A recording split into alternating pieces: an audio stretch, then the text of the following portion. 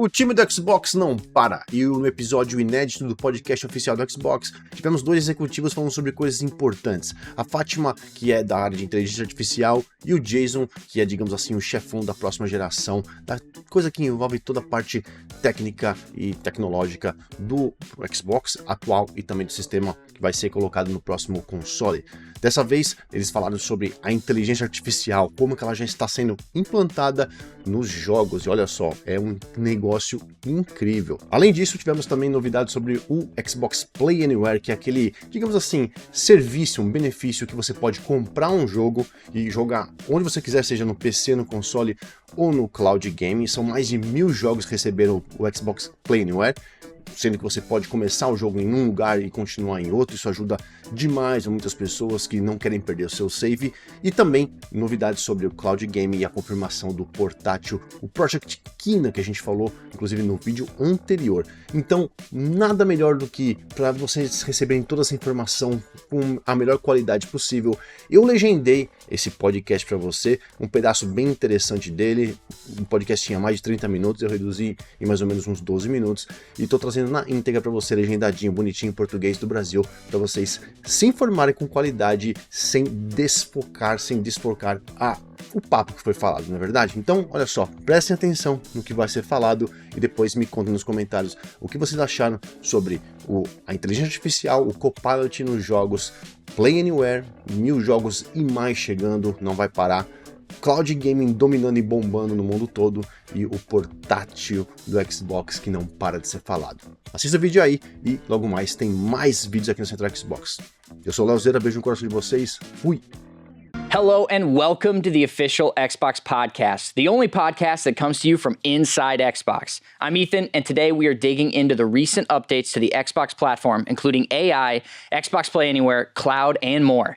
We have Fatima Kardar and Jason Ronald here as our experts on all things AI and the Xbox platform. Fatima, Jason, welcome to the show. I think we talked about it a bit, but I love the fresh eyes that you're going to be bringing to this as kind of someone who's newer in gaming and exploring these new experiences compared to someone like Jason and I who just play maybe a little too much. And I would never say too much, but... Well, and I think also to build on what Fatima's talking about, one of the things that I see often when I go talk to developers is there's a large percentage of games that the vast majority of players never actually get to experience because they run into some challenges or because they don't understand that there's this awesome side quest over there. So for me, I'm really excited to see how AI can actually enable people to experience more of the games that they're already enjoying and they're already playing today. We should talk about that because I think player pain points is a big one. It's interesting that you guys are thinking about that, focusing on player pain points, potential opportunities there. We have to think about what is the value that Xbox can uniquely bring, right? So it's very, very important. There's a lot of things that can be done, but what is it that we can help unlock for players and for creators,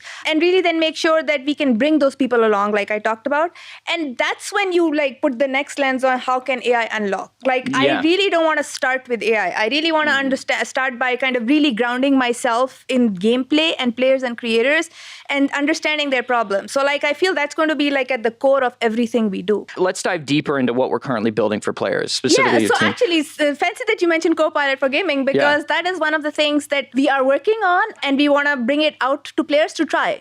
Copilot in the context of Xbox has to be about gameplay. It has to be personalized to you, the way that you like to play, and it should be able to help you kind of get further in gaming, be your companion, and help connect you with families and communities. AI is going to be there and you can chat with it and it can trash talk you if that's what you need. But really, AI can bring those people together and help you tell you when your friends are doing things as well. Nice. I like the idea of I can set a setting of how disrespectful it's going to be Absolutely, to me. Yeah, right? Is it going to be maybe you should have mind that versus maybe you should just get better. Exactly. Right. And I will tell you, this is not just Copilot. My 6-year-old and my 9-year-old are usually my gaming partners, and I get a lot of yelling Mama, you are so bad. Just stop.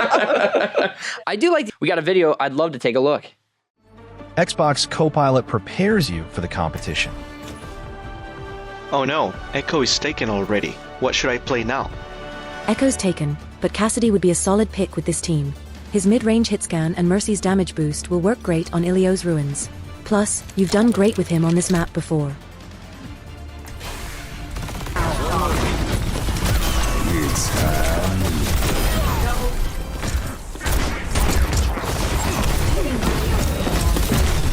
Xbox Copilot helps you during the downtime.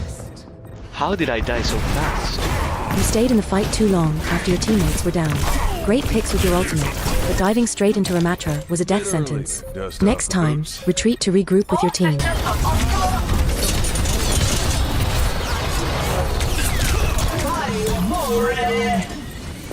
Xbox Copilot is there when you have questions.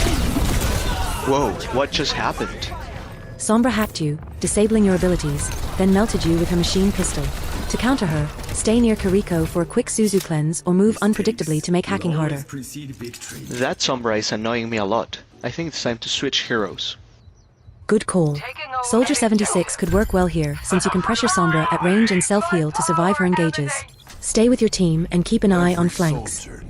Incredible to kind of see that. Like, I was immediately surprised with the depth of knowledge. Like, you just got melted by the machine pistol, you know? Like, that's pretty wild. Xbox Play Anywhere updates. Really exciting feature. One of my favorite features at Xbox currently, as someone who is a multi-device user. And like you said, Fatima, like more and more people are gaming on more devices. But let's dive into it, Jason. Tell me about some of the stuff coming. Yeah, so the team's really dedicated to providing one of the largest catalogs of games that are really designed around Xbox Play Anywhere.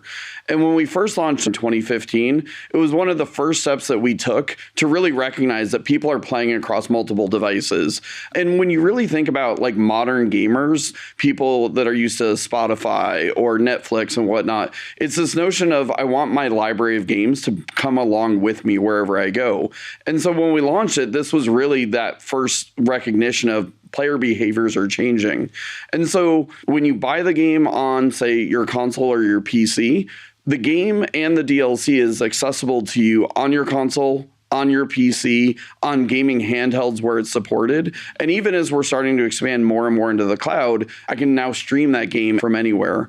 Not only is it about being able to play the game across multiple screens, it's really about ensuring that my progress moves forward with me. There's nothing more frustrating than maybe you start a game on your console and then you go launch the game on a PC and it's like, welcome, new player. And it's like, wait, I already have like a level 40 character, or I've already gone through multiple levels, or I'm like hours deep into the lore. Like, I want my game progress to move across screens with me. Yeah. So whether that's my game saves, whether that's leaderboards, that's achievements, it's really about making sure that the library moves with me anywhere that I want to go. And not only is it good for players, it's also good for developers as well. Because when we look at data for titles that are Xbox Play Anywhere enabled, these titles get 20% more gameplay because it's more flexible, because I can play on the go. Yeah. And like I mentioned earlier, I'm playing Ninja Gaiden 2. I started that on my handheld when I was on a business trip. I got as far as I could, and then I got home, and then I was able to just pick up and resume exactly from where I was on my console. And it just really felt great to me. So we're excited to announce that we have more than 1,000 Xbox Play Anywhere games as of today.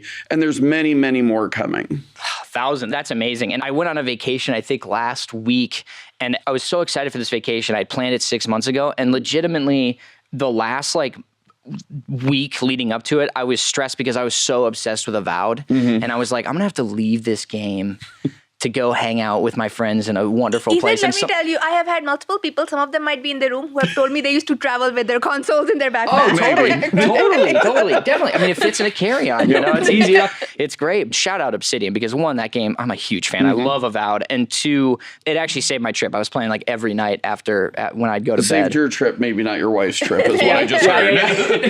Yeah, exactly. Yeah, she wasn't too thrilled about it. But I definitely gravitate towards titles that work with Play Anywhere for that reason, because like you, I travel a lot for work, and it's just handy to be able to have that with me. Or like Balatro is another great example. Like, that is a great Xbox Play Anywhere title now that you can just kind of jump in anywhere you're at and you get your decks, you have everything unlocked. It's such an improvement. Yeah, and I think about, like, for example, my son, he loves the Yakuza series. Oh, nice. So like the fact that he can play in his room, he can play in the console in the living room. If he's on the go and I let him borrow one of my handhelds, he's able to bring that along with him. So it's just really about, making sure that for those of us who really enjoy gaming as our primary form of entertainment, content. Yeah. Just making sure that that's always available at my fingertips wherever I may be. Super nice. And I do like that you brought up that data point of like those titles see 20% more hours. Personally, just wondering like what is the incentive for developers to some extent? Like there is a lot of benefit to doing it. Yeah, to Fatima's point, especially as somebody who's new to kind of gaming, she shouldn't have to purchase a console or have a gaming PC. Maybe she wants to experience that on her smart TV, or maybe, a family member has a gaming handheld and she wants to be able to go do it. It's really about just providing more opportunities for play. Or I'll tell you, or in the same room. Sometimes my kids are on the screen and I'm on my laptop. I feel like that's got to be the biggest. Yeah. Like I wonder how much of it is for travel and how much of it is just like, I never get my TV and I just want to play. Yeah, Like, I have a husband who's obsessed with sports and 2 young kids, so I never get the TV. I do love that Xbox Play Anywhere is a core part of the vision of the future of Xbox. Like when you as an employee like believe in something wholeheartedly, to march to that tenet and beat of that drum is a lot easier. And it is just like maybe one of my favorite features we're working on just in general in terms of like access. You just said 1,000 titles, over 1,000. We got some new ones in the pipe coming, right? Like what's coming up next that's going to be in there? I think we have South of Midnight, for example. Yep. Doom coming. Yep. And I think Towerborn as well. Exactly. And we're working with the best developers all across the world. And, we're just seeing a lot of support and momentum behind Xbox Play Anywhere. So even beyond the ones that you mentioned, many more Xbox Play Anywhere titles are being added to the catalog every single month. Yeah. Really, really cool, man. When we talk about playing on other devices, I think we should talk a little bit about updates coming to cloud gaming, because that's obviously a huge part of our community and player base. So let's talk about that. What is next for cloud gaming, Jason? Yeah, so cloud gaming just continues to grow exponentially. It's the fastest growing part of how people choose to play with Xbox. For a lot of players, it might actually be the first and the only way they actually experience Xbox. Whether they're directly integrated into a smart TV, or maybe they have a laptop that is not powerful enough to play the game that they want to play natively, just being able to have that game accessible to me via the cloud. Once again, it's just really about providing more opportunities for people to play. So with that in mind, new devices coming? Just at CES earlier this year, we announced our upcoming partnership with LG.